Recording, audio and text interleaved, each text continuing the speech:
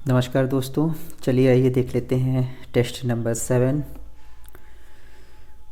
ये सभी एग्ज़ाम्स के लिए काफ़ी महत्वपूर्ण होगा, जैसे पीसीएस प्री, जीडीसी, जीआईसी। ठीक है, तो आज का पहला प्रश्न है, भारत के संविधान अपने नागरिकों को प्रदान करता है एकल नागरिकता, दोहरी नागरिकता, कुछ राज्यों में एकल और कुछ में दोहरी, उपयुक्त में से कोई नहीं।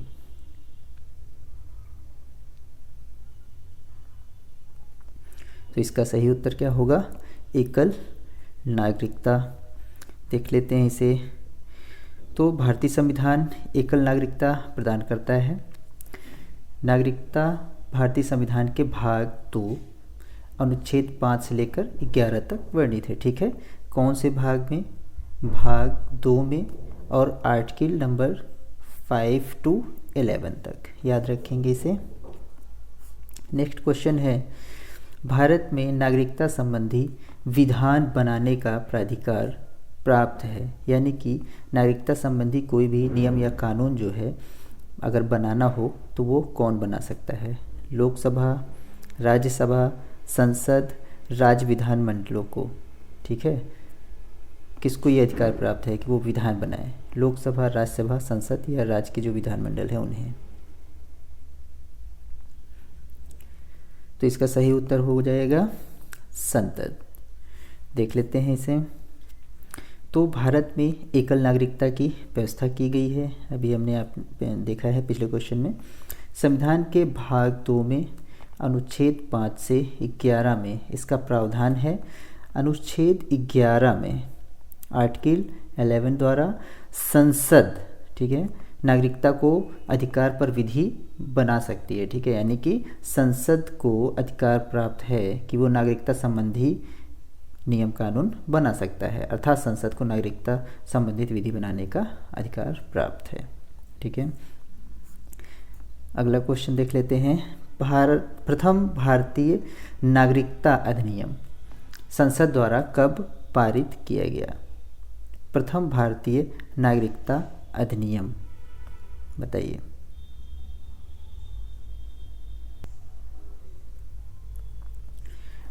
ऑप्शन 1954, 1953, 1955 या 1952। तो इसका सही उत्तर हो जाएगा 1955। देख लेते हैं इसे। तो भारतीय नागरिकता अधिनियम 1955 बाद में संशोधित द्वारा भारतीय नागरिकता प्राप्त करने संबंधी प्रावधान किए गए हैं। कौन सा अधिनियम था वो? 1955 का पहला। ठीक है, बाद में संशोधित, मतलब समय समय पर इसको संशोधन किया जाता रहा है। ठीक है ना, याद रखेंगे भारतीय अधिनियम 1955 द्वारा जो है नागरिकता के प्रावधानों को बनाया गया है। अगला क्वेश्चन है, भारतीय संविधान में नागरिकता का आधार है, मीन्स कि जो संविधान है उसमें नागरिकता किस आधार पर हमको मिलती है? जन्म द्वारा, रक्त संबंध या वंशाक्रम द्वारा, रजिस्ट्रीकरण के द्वारा, देशीकरण के द्वारा या किसी भूभाग के सम्मिलन द्वारा।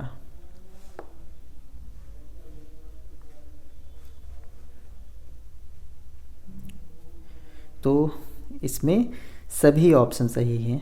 ठीक है ना, हमको नागरिकता, जो संविधान में नागरिकता संबंधी प्रावधान किए गए हैं वो हमें जन्म द्वारा भी, रक्त संबंध या वंशाक्रम द्वारा भी, ठीक है, रजिस्ट्रीकरण के द्वारा भी, देशीकरण के द्वारा भी और किसी भूभाग के सम्मिलन के द्वारा भी नागरिकता का प्रावधान है। ठीक है, हम इन सभी आधार पर नागरिकता प्राप्त कर सकते हैं। अगला क्वेश्चन देख लेते हैं। ये उपयुक्त सभी लिखे आधार पर हमें नागरिकता मिलती है। ठीक है, अगला क्वेश्चन है, भारत में कौन नागरिकता के अर्जन हेतु शर्तों को नियत करने के लिए सक्षम है? मतलब कि नागरिकता का जो अर्जित किया जाता है उसके शर्तों को नियत, मतलब नियम कौन बनाता है?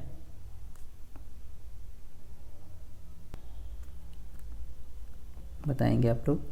चुनाव आयोग हो जाएगा, या राष्ट्रपति, या संसद और राज्य की विधायिका सम्मिलित रूप से दोनों मिलकर करते हैं नागरिकता संबंधी प्रावधान वही। तो ऐसा क्वेश्चन हम पहले भी देख चुके हैं। तो संसद यहाँ पर इसका प्रावधान करती है। संसद को ये अधिकार प्राप्त है कि वो जो है नागरिकता संबंधी विधान नियम जो है कानून बनाएगी, ठीक है ना। तो संसद द्वारा भाग 2 में अनुच्छेद 11 द्वारा सक्षम है कौन? संसद। अगला प्रश्न आज के लिए जिसका आंसर आप सबको इनबॉक्स में लिखना होगा कमेंट में।